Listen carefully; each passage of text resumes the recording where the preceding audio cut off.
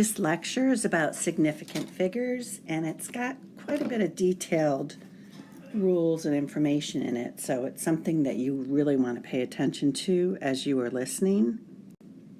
The first thing to make clear is significant figures only matter when we are talking about values that have been measured. If you're doing simple math like 123 times 0.05 and they are not measured values, you do not worry about significant figures.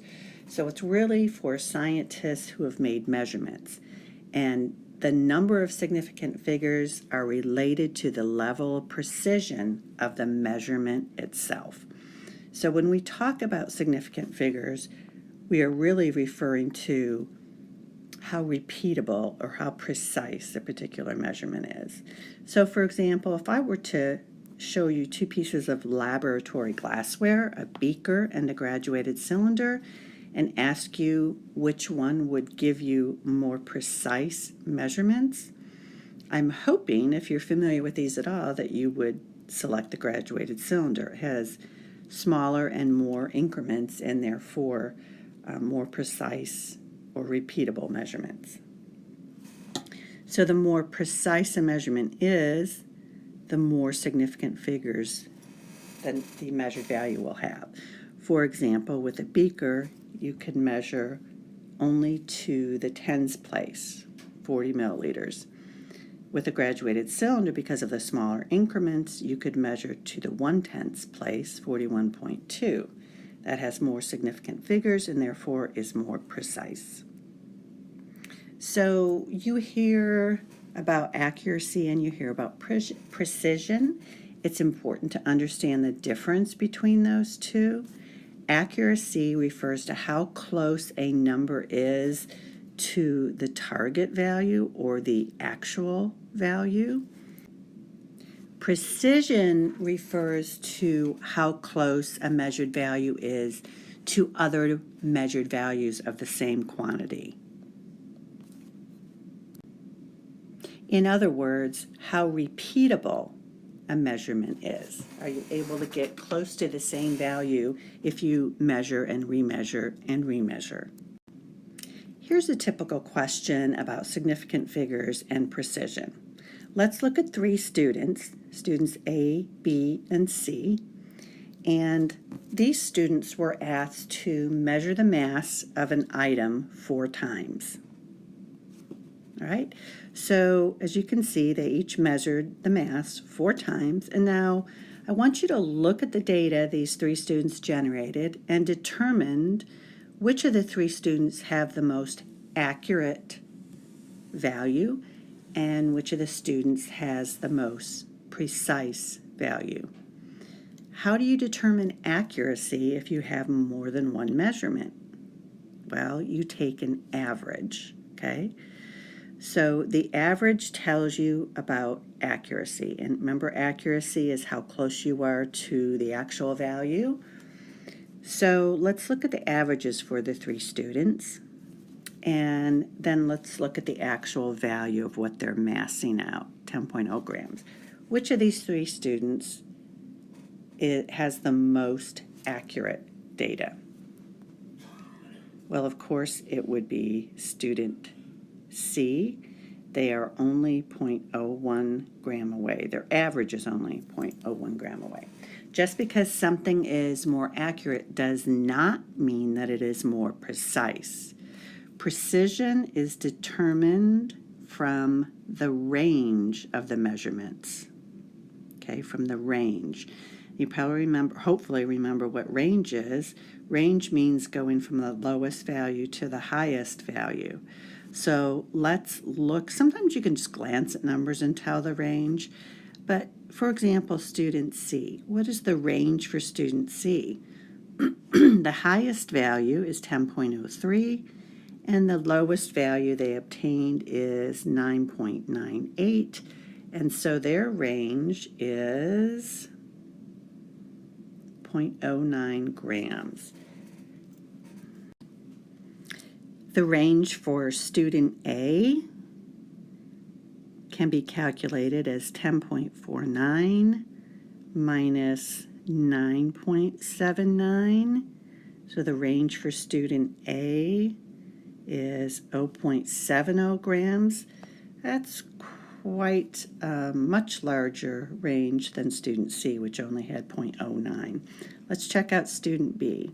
Student B's range, I can tell just by eyeballing this one, student B will have the smallest range and therefore the highest precision, but let's just verify that. So their highest value is 9.82 and their lowest value is 9.75, and so their range is 0.07.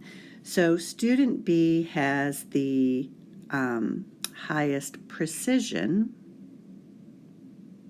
okay, the most repeatable measurements, or the lowest range, and student C has the highest accuracy.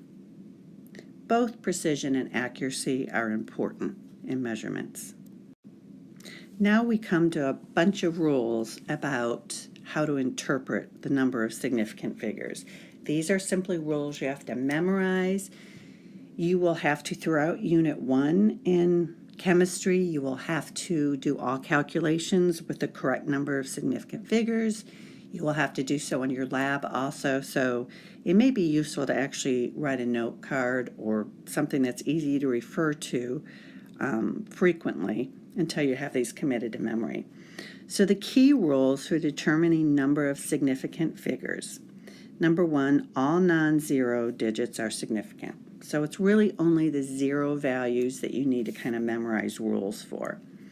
Zeros that are in the middle of a number, in other words, if they're surrounded by two non-zero numbers, they're always significant. So if something's significant, what am I saying? A significant figure is simply one that has been measured. All right, so here are the tricky rules, the ones concerning zeros. Leading zeros, that is the zeros that occur at the very beginning of a number. Doesn't matter where the decimal place is. Any zeros that come before non-zero numbers are not significant. Trailing zeros can be significant sometimes, but sometimes they are not. A trailing zero is significant anytime there is a decimal in the number. So to be significant, a trailing zero must have a decimal point any place in the number. Again, it doesn't matter where the decimal is, but if there's a decimal any place, then all trailing zeros are significant. So let's look at a comparison. If we look at the number 1,000, and I asked you how many significant figures, I hope you would just say 1, because there is no decimal in this number. Therefore, trailing zeros are not significant. It doesn't mean you leave them out. You don't want to change the whole value of the number. It just means these 3 zeros have not been measured.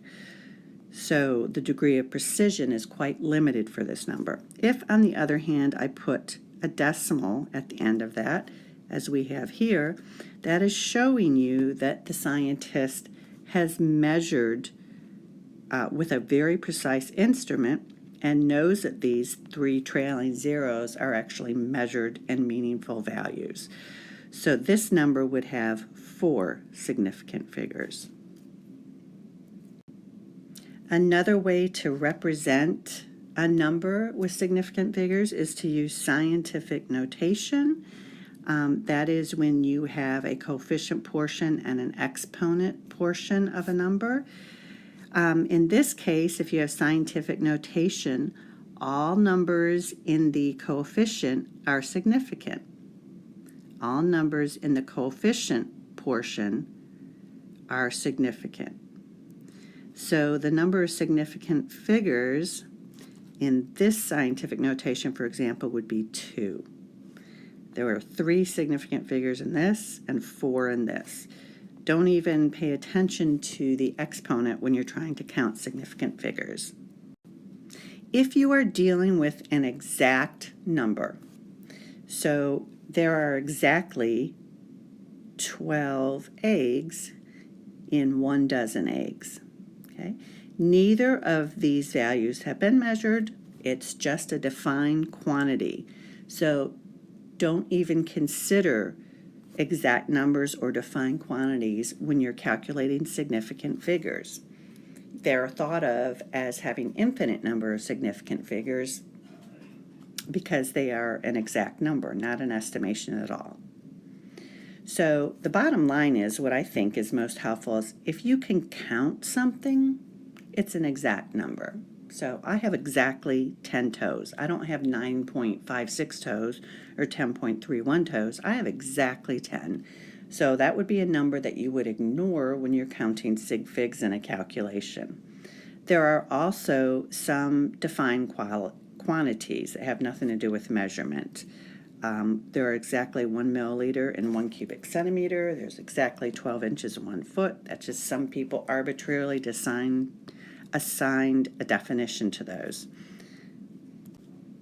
Here's the type of problem I might ask you, and certainly you should be able to understand and explain. What is the difference between the measured values of 4.0 grams and 4.00 grams?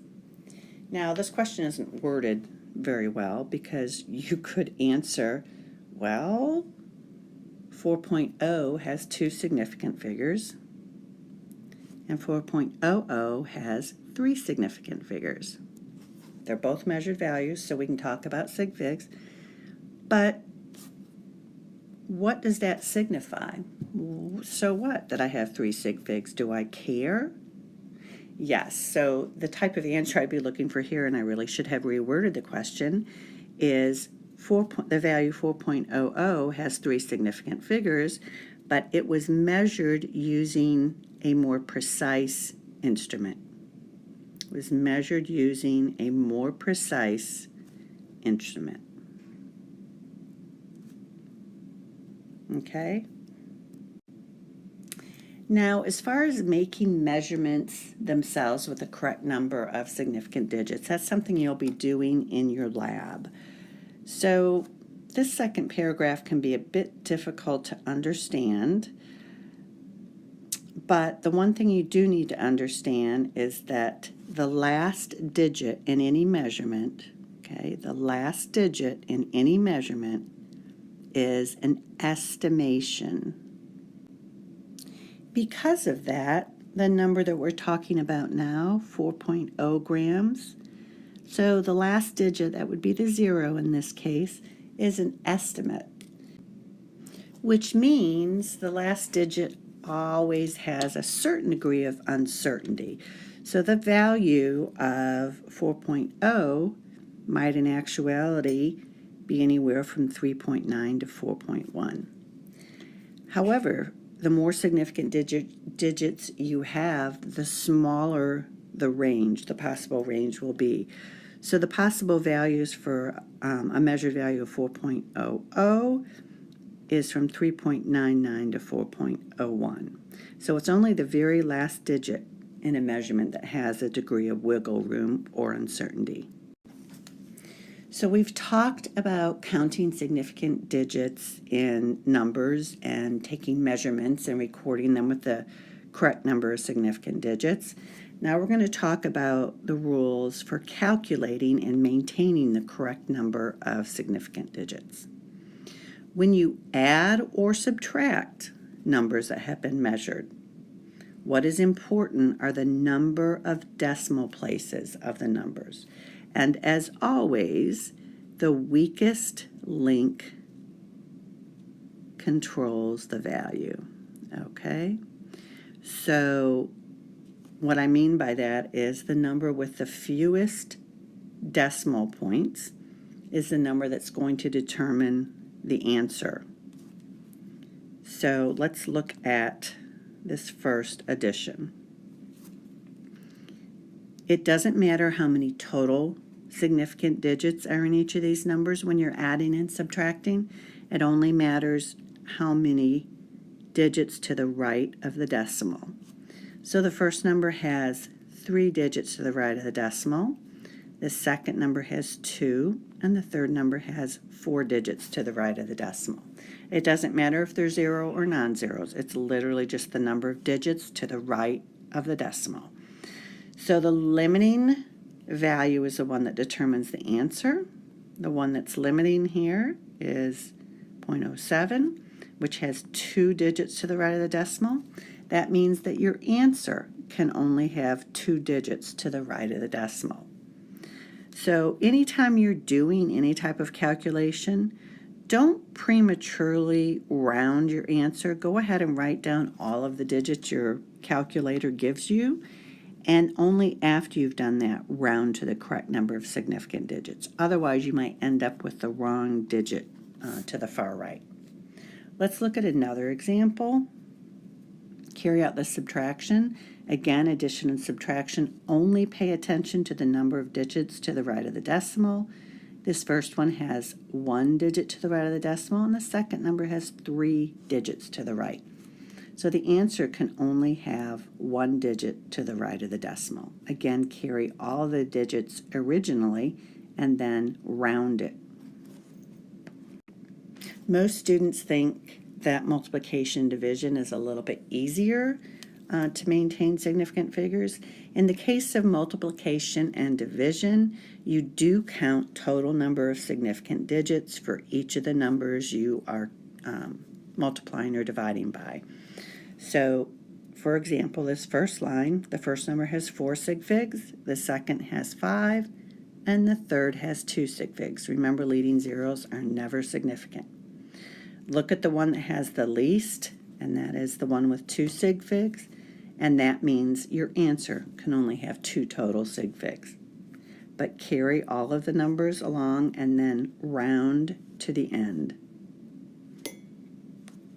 Again, the second example, we're talking about 5 sig figs for the first number and 3 for the second. 3 is the limiting value, so your answer can only have 3 sig figs. Let's talk about rounding for a minute. Rounding, you can do all the correct work for significant figures and follow all the rules, and then if you don't know how to round, you might still get it wrong. So let me emphasize that while you're doing any calculations, go ahead and write down all the digits your calculator gives you to begin with. At the very end, when you've completed all of the steps in your calculation, so let's look right here, then you go back and decide how many significant figures this final value should have. So I would look and say, well, okay, let's see, I'm going to do what's in parentheses first. And when I'm adding and subtracting, I only care about the digits to the right of the decimal. 5.489 has 3 digits to the right. 5.01 has 2 digits to the right. So I know that my intermediate answer for what's in the parentheses there, I'm going to carry all my digits to begin with. But I know that my answer can only have 2 digits to the right of the decimal. So that means that this is really 0.48, which only has 2 sig figs. I'm not going to round it to 0.48 yet because I want to complete the entire calculation first. But I'm just going to remember that in these parentheses, that number really should only have 2 sig figs. That's important because now I'm going to do the multiplication, and when you multiply and divide, you need to count total number of sig figs. So this has 3 sig figs, 5.903 has 4 sig figs, and remember this value that represents what was in the parentheses only has 2 sig figs. So your answer can only have 2 sig figs. So when you're looking at rounding, look at the digit to the right of where you're going to round. So I know I'm going to round after 2 digits. If this number is 5 or greater, you're going to round up. If the number is less than 5, in other words, if it's 1, 2, 3, or 4, you're going to leave this number as it is. So the final correct answer is 19. Let's practice rounding just a bit more. If I asked you to round each of the numbers shown at the bottom to 2 significant digits, let's make sure that you can do it. Looking at the first number, 5.37, First, I usually box off the two significant figures so that I know which number I'm looking at to do the rounding. 7 is greater than 5, so I need to round up to 5.4. In the next number, the digit I'm looking to determine rounding is a 4, which means I leave 5.3 as it is. 5.35, the number I'm looking at for rounding is a 5. If it's a 5, it rounds up, so it goes from 5.3 to 5.4. And finally, now this is where you need to be a little bit careful. The instructions tell us to round to two significant figures. Make sure you box off the two significant figures. You're only paying attention to the first digit to the right. Okay, so that's the 4. You do not pay attention to that 9. Okay, that is a 4 there, which means the 5.3 stays as it is. Okay, so don't get distracted by numbers that are farther to the right than you need to be looking at. That is it for the presentation on sig figs.